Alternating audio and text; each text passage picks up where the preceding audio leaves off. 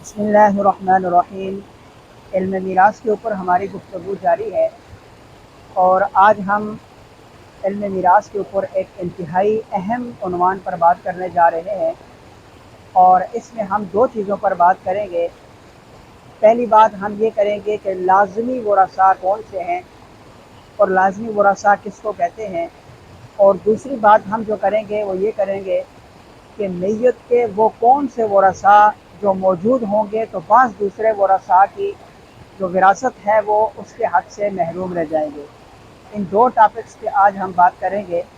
तो पहला जो टॉपिक है वो ये है कि लाज़मी वरासा कौन से हैं। लाज़मी वरासा उसको कहते हैं कि मैयत के वो वारस कि जिनको हर सूरत के अंदर उनको विरासत से हिस्सा मिलता ही मिलता है। वाज़ेह रहे कि उनमें सबसे पहले बेटा है, फिर बेटी है, फिर बीवी है, फिर खामिन है, फिर माँ है और बाप है।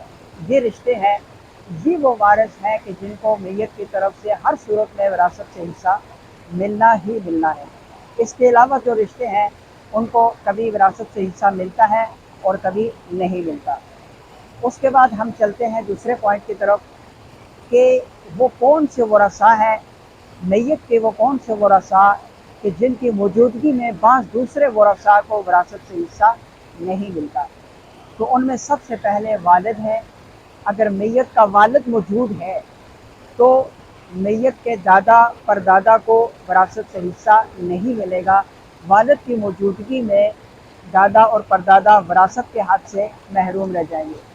इसी तरह मैयत का बेटा है, अगर मैयत का बेटा मौजूद है तो मैयत के पोते को पड़पोते को विरासत से हिस्सा नहीं मिलेगा, विरासत के हक़ से महरूम रह जाएंगे।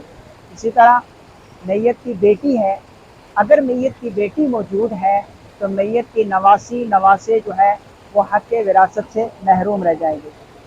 इसी तरह अगर मैयत के बाप दादा या औलाद मौजूद है तो माँ शरीक बहन या भाई हक़ विरासत से महरूम रह जाएंगे। इसी तरह सकी बहन है, अगर मैयत के उसूल मुज़क्कर यानी बाप दादा और या फ़ुरूए मुज़क्कर यानी बेटा और पोता अगर ये मौजूद है तो सकी बहन जो है ये हक़ विरासत से महरूम रह जाएगी। इसी तरह उसूल मुज़क्कर बाप दादा या फ़ुरूए मुज़क्कर या हकीकी भाई और बहन या इनकी औलाद ये अगर मौजूद हैं तो सकी बहन जो है वो हक़ विरासत से महरूम रह जाएगी। इसी तरह अगर वालिद मौजूद है तो दादी भी हक़ विरासत से महरूम रह जाएगी, और अगर माँ ज़िंदा है तो नानी भी हक़ विरासत से महरूम रह जाएगी। ये वो पॉइंट हैं जिनको याद करने के बाद, जिनको समझने के बाद विरासत का इल्म समझना तकरीबन आसान हो जाएगा।